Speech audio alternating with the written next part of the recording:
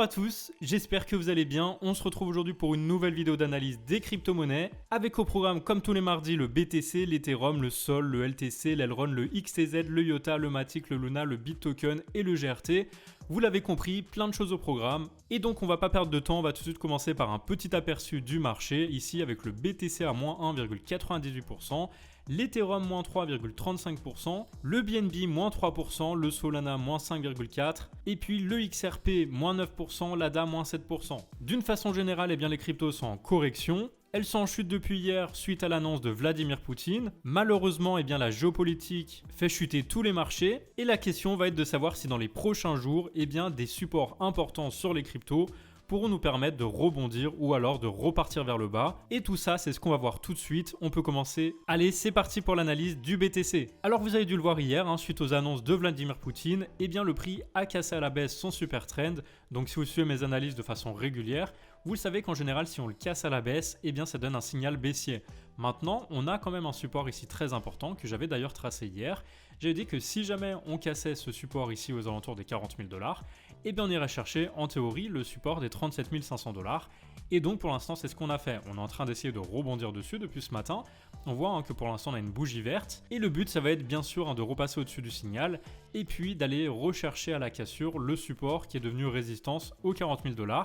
Si on repasse au-dessus de tout ça, on pourra enclencher enfin notre retour à 50 000, puisque je vous le rappelle, on avait cassé ce biseau descendant par le haut, et en théorie, la target elle se situe à 67 500 $, et sur le chemin, on a une résistance ici à 50 000, donc tout d'abord les 50 000 et puis les 67 000, sachant que normalement en théorie, la target est toujours valide, étant donné qu'on ne fait pas de nouveau plus bas dans le marché par rapport à celui-ci, on est donc dans une petite tendance haussière, et on pourrait très bien rebondir et aller casser ce précédent plus haut pour aller chercher notre target à 50 000. Donc moi ce que je surveille c'est surtout ce support ici. Si on casse les 34 600 $, là ça sera compliqué étant donné qu'on aura cassé donc le super trend, on aura cassé également ce support ici que j'ai caractérisé par un petit rectangle en bleu.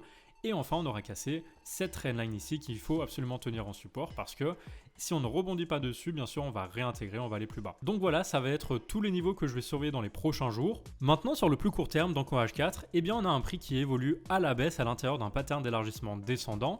Et vous le savez, en théorie, c'est un pattern de retournement qui finit par casser par le haut. Alors hier, on avait eu cette tentative de cassure ici.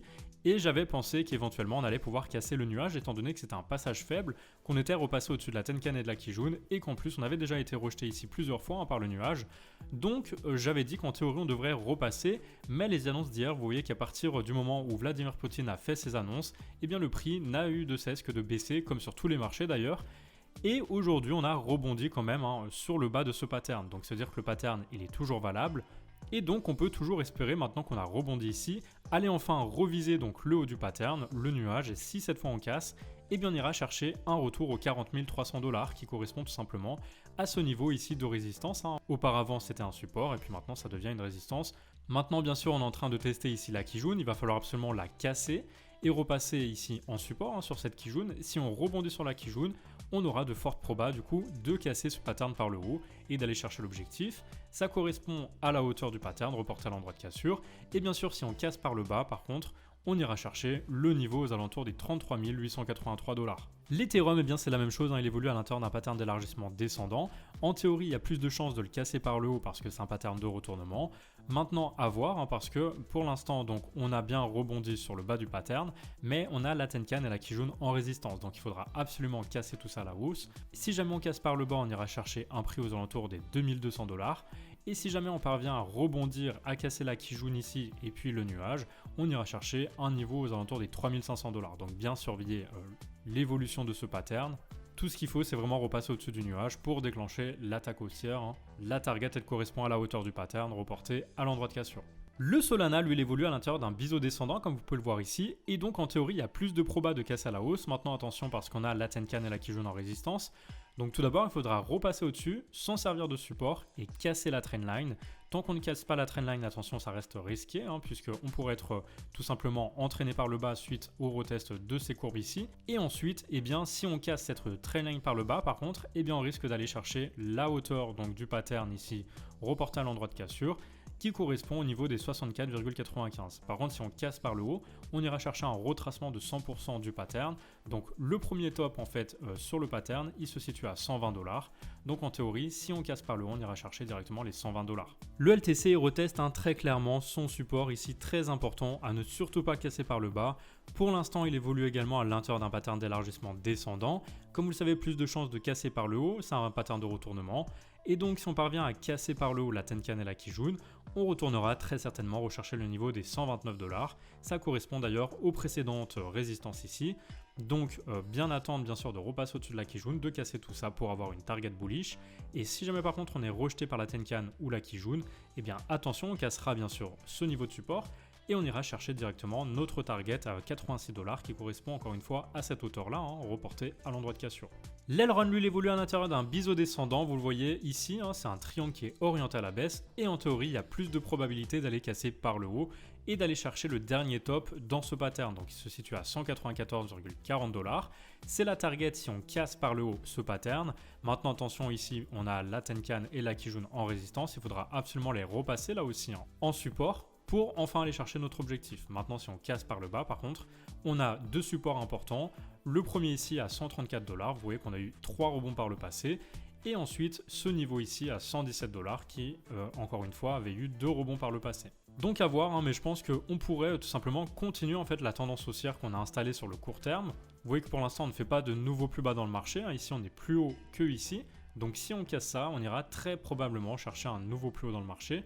Donc tout d'abord, on vise ce niveau de prix et ensuite bien sûr on ajustera en fonction de si on atteint la target ou si on repart vers le bas. Le Tezos, je vois qu'il a cassé son pattern d'élargissement descendant par le bas, maintenant il est en retest, donc soit il va le réintégrer et repartir dans l'autre sens, ou soit il va être rejeté, aller chercher le support et soit on rebondit ou soit on casse par le bas. Donc ça c'est les 3 scénarios. Maintenant, on a la Tenkan et la Kijun qui sont à plat, qui sont normalement en survente. Donc, ça veut dire que le prix devrait aller rechercher au moins la Tenkan. Donc, je pense qu'on va réintégrer tout simplement et qu'on va pouvoir ensuite agrandir notre pattern. Donc, ça arrive très fréquemment, qu'un pattern finalement soit un peu plus grand et qu'il donne donc une target un peu plus grande. Donc ici, j'ai déjà pris la hauteur que j'ai reportée à l'endroit de cassure supposé. Maintenant, voilà, à voir si on regagne la Tenkan et la Kijun en support. Si on les gagne en support, on pourrait espérer aller casser à la hausse ce pattern et aller chercher la target à 4,12. Maintenant, si jamais on casse par le bas, forcément on ira chercher donc ce niveau de support à 2,75 et ensuite sinon le prochain à 2,60 si jamais on casse par le bas ces deux supports ici. Dans tous les cas, il faut absolument tenir en support ce niveau là parce que si on casse ce plus bas ici, on ira encore beaucoup plus bas dans le marché et donc on poursuivra la tendance baissière. Le IOTA, c'est assez dangereux ce qui est en train de se passer parce que le prix, il a rebondi ici sur le support qui correspond à celui-là.